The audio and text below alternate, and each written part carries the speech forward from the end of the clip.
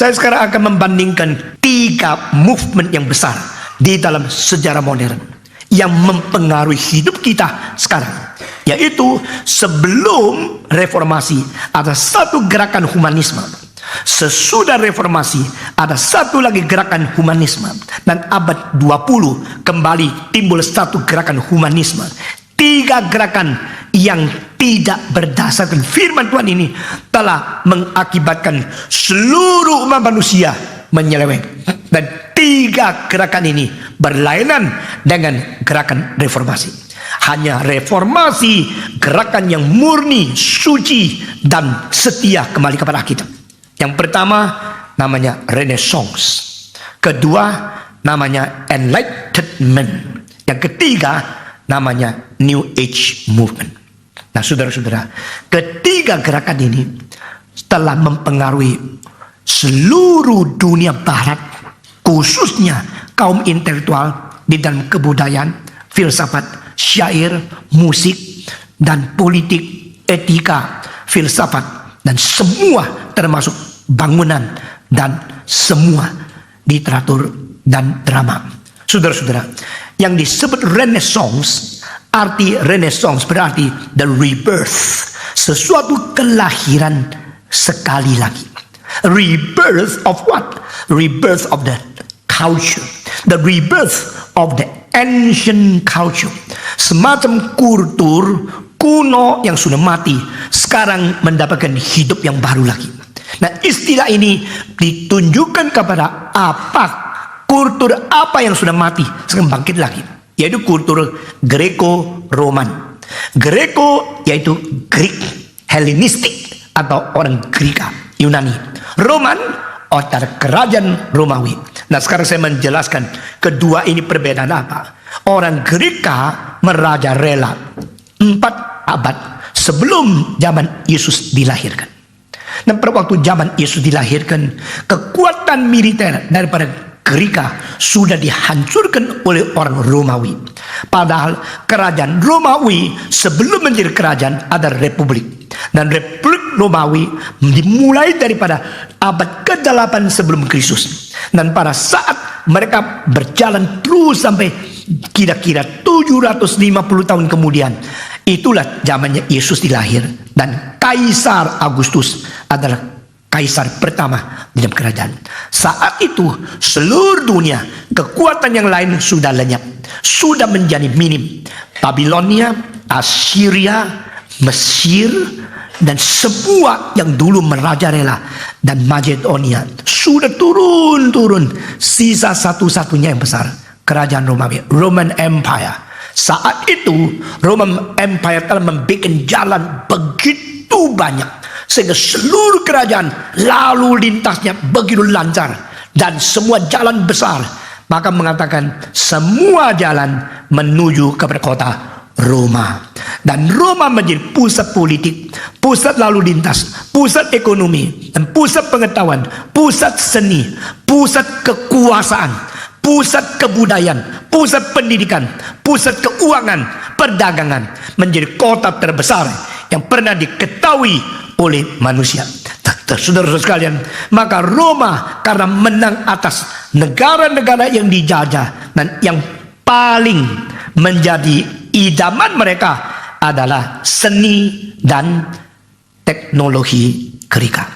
Greka punya bangunan pilar daripada marmer dan atap dan cara arsitektur dan ukiran-ukiran khususnya yang meniru daripada Praxiteles dan Phidias. Ini menjadi ngileran orang Romawi. Orang Romawi berusaha merampas semua patung-patung ukiran yang paling indah, dibawa pulang untuk menghias di tempat-tempat istana, tempat-tempat perumahan yang orang kaya, tempat-tempat villa-villa yang besar di gunung, di mana orang paling kaya harus ada barang-barang seni. Dan seni patron adalah seni Yunani, dan patung-patung dan semua barang yang paling mewah dibawa kembali dari Greka untuk menghias Roma yang pada waktu itu merajalela. Nah, saya harus mengakui itu termasuk kesenian yang tertinggi, terpuncak yang mungkin dicapai oleh manusia sebelum Kristus datang ke dalam dunia. Dan kalimat saya ini mengandung beberapa tahap. Kesenian yang tertinggi, yang mungkin dicapai oleh manusia, tetapi ditambah dengan kalimat sebelum Kristus datang. Karena apa? Konsep keselamatan belum dimasukkan dan alamiah yang dimasukkan. Karena seni bagi Aristotle adalah imitation of the nature. Jadi manusia itu hidupnya bagaimana, gerak-gerik bagaimana, postur bagaimana, sealamiah mungkin ditiru menjadi patung yang menyatakan keindahan yang tertinggi. Itu menjadi seni yang berabadi sifatnya. Nah saudara-saudara, tetapi setelah Kristus datang, maka seni Greka mulai suram. Tetapi seni Kristen apakah lebih tinggi dari seni Greka dan Roma? Tidak. Secara alam, seni Kristen itu lebih kaku. Karena orang Kristen mementingkan dunia sana, tidak pentingkan dunia ini. Orang Kristen mementingkan adat, mementingkan kesopanan, mementingkan ibadah dan moral yang suci, tidak membesar-besarkan akan keadaan telanjang. Maka seni Greka Roma banyak telanjangnya. Seni Kristen semua pakai bajunya. Setelah sudah pakai baju, keindahan daripada spirit, keindahan dari postur, keindahan dari ciptaan Allah di dalam bentuk tubuh sebagai seni yang tertinggi, semua tertutup oleh pakaian. Seni Kristen jauh lebih jelek daripada seni daripada Greka dan Roma dari sudut alamiah lihatnya. Dari saudara-saudara, apakah kelebihan daripada kesenian Kristen sesudah itu? Kekristenan sesudah pengaruh zaman Roma dan Greka adalah kesenian mementingkan iman, pengharapan, kasih, ibadat, suci, kasihan, dan penuh dengan kemurahan yang diutarakan daripada sesuatu perubahan sifat sesudah manusia mengalami keselamatan Yesus Kristus. Dan something added in the artifacts, something added in the art and skill which had never been in the time before Jesus Christ. Itu sebab pada satu pihak orang Kristen tidak mementingkan dunia ini, maka keindahan alamiah daripada seni itu tidak menjadi penting.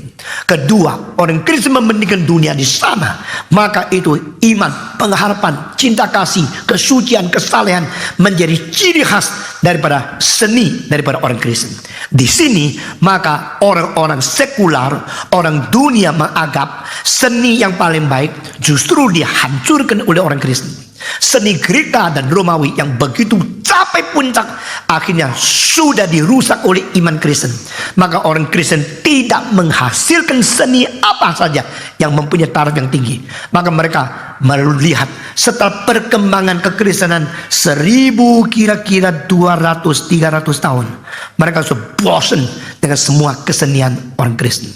Kalau saudara melihat lukisan gereja yang kuno, maka Yesus yang serius, atau Maria yang tangannya panjang, doanya begini, dan bentuk tubuhnya yang tidak normal seperti tubuh biasa. Itu sama seperti sesuatu dunia yang lain.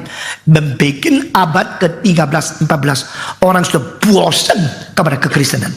Apalagi katedral gotik yang semua patungnya lurus begini, pegang kitab suci, mengabarkan Injil. Semua yang kaku, yang dingin, yang menakutkan ini bikin orang sekular merasa manusia sudah diikat oleh agama, manusia sudah ditudungi oleh agama, dan agama Kristen perusak seni. Maka mereka mengharapkan rebirth of what? Dilahirkannya kembali, dihidupkan kembali seni yang pernah memuncak, khususnya karya dari Praxiteles, daripada Phidias, dari orang-orang begitu hebat pada waktu kuno. Nah di situ mulai satu perombakan mulai dari Italia Utara. Di Italia Utara ada satu kota yang paling penting, namanya kota Florence atau Firenze, bahasa Latin. Dan kota itu mempunyai sesuatu keluarga yang kekayaannya luar biasa. Itu namanya keluarga Medici.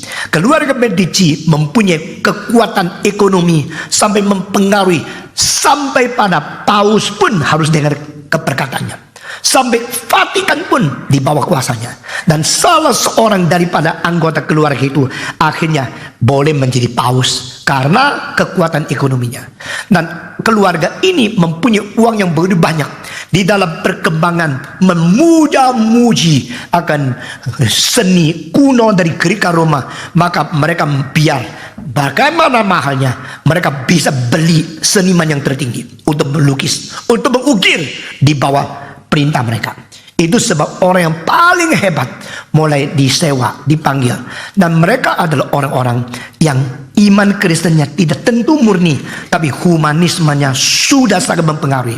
Orang yang paling penting di dalam zaman itu, yang pertama di dalam sastra adalah Plutarch. Di dalam lukisan adalah Giotto. Sesudah Giotto, lalu terus menerus Francesca, lalu Masaccio, lalu ada lagi yang lain, lalu Botticelli, lalu Leonardo da Vinci, lalu Michelangelo, lalu Raffaello Sanzio, lalu Caravaggio. Ini semua orang Italia yang luar biasa. Selain itu masih ada seperti Reni, seperti Lippi yang ada di Tuscan dan Roma. Dan ada lagi orang seperti Titian, seperti Tintoretto, seperti Veronese yang ada di itu Venice. Ini semua orang merajalela di dalam zaman itu untuk melukiskan kebanyakan dua tema. Tema pertama, cerita Alkitab. Tema kedua, mitos Greka. Cerita Alkitab menurut pesanan orang-orang yang beragama Kristen. Cerita Greka, mitos menurut pesanan orang sekular yang tidak percaya kepada Tuhan. Jadi orang-orang tak Kristen, mereka mau seni itu adalah seni telanjang, seni dewa-dewi, seni Venus, seni daripada itu Zeus, Jupiter, Mars, Io, yaitu Apollo, Cupido. Semua dewa-dewa itu dilukis dengan seindah